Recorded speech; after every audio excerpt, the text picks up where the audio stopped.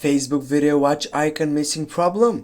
Let's get solve this problem with these simple tricks, guys. Firstly, go and launch the application and then go on the three dots on your right upper side.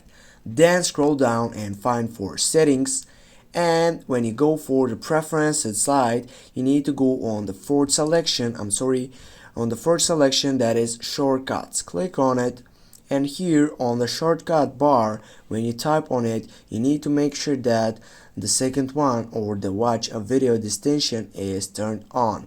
Get back, and on the notification dots here also you need to make sure that on the watch here is turned on. If the other step is not working, you need to go on your settings side, and then here you need to type for applications, go for manage applications. On this search box you need to type for the application, in this case is Facebook. Click on Facebook. Now scroll down, and as you can see right down, I have an option for clear data. We'll go for clear cake first, go OK, and go for clear all data again, go OK. And thanks for watching. Don't forget to hit that like and share the video. See you soon, guys.